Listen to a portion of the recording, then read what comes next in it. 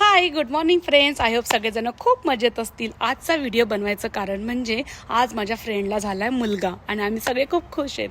मुलगा होणार हे आम्हाला ऑलरेडी सगळ्यांना माहिती होतं. तर ते कसं, कारण की अमेरिकेत डिलेवरी होण्याच्या अगोदरच माहिती होतं जेंडर बेबीचं बॉय आहे का गर्ल आहे. त्यामुळे सगळेजण खूप एक्सायटेड होते की आज बेबी बॉय होणार हे माहिती होतं, पण आज होणार हे याच्यासाठी खूप एक्सायटेड होते. सो याच थ्रू सांगणार होते की माझ्या टायमाची स्टोरी. जेव्हा मला स्वतःलाच माहिती नव्हतं की ट्विन्स बेबी, त्याच्यानंतर मला पहिलं सरप्राईज मिळालं की तुम्हाला एक नाही 2 बेबी आहेत असं. त्यानंतर होता जेंडर रिव्हीलचा दिवस. त्या दिवशी तर माझी धाकधूक एकदम काय असणार आहे. Of course as a mummy me excited होती, नर्वस होती, मिक्स फिलिंग होते ऐकायला की काय आहे नक्की, बॉय का गर्ल आहे ह्या दोघांमध्ये, दोघं काय असणार आहे.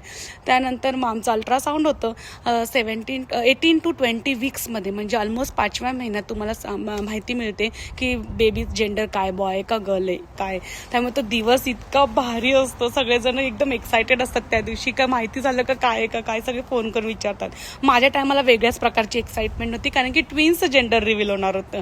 सो मी गेली हॉस्पिटलला, तेव्हा माझा 17 वीक चालू होता. सो त्यांनी आम्हाला सांगितलं नाही कारण की तेव्हा स्ट्रिक्टली ते फॉलो करायचे 18 to 20 वीकच. मग माझी नेक्स्ट अपॉइंटमेंट होती 19 वीक्समध्ये आणि त्यानंतर तिने जेंडर चेक केलं आणि मग सांगितलं की first is a baby boy. मग आम्ही खूप खुश झालो.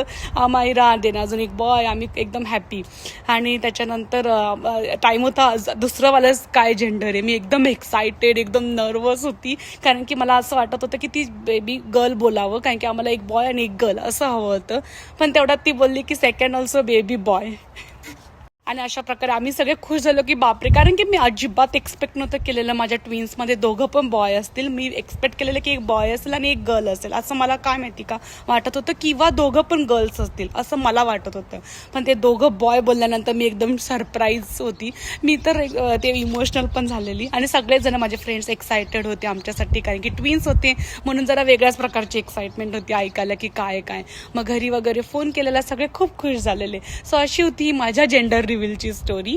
आणि ह्याच थ्रू मी सांगते की अमेरिकेत तुम्हाला बेबी होण्याच्या अगोदरच 18 to 20 वीक्समध्ये माहिती पडून जातं की बेबीचं जेंडर काय, बॉय का गर्ल आहे.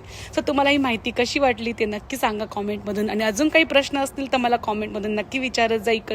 मी इकडची माहिती तुम्हाला देण्याचा नक्की प्रयत्न करत जाईल माझ्या व्हिडिओमधून.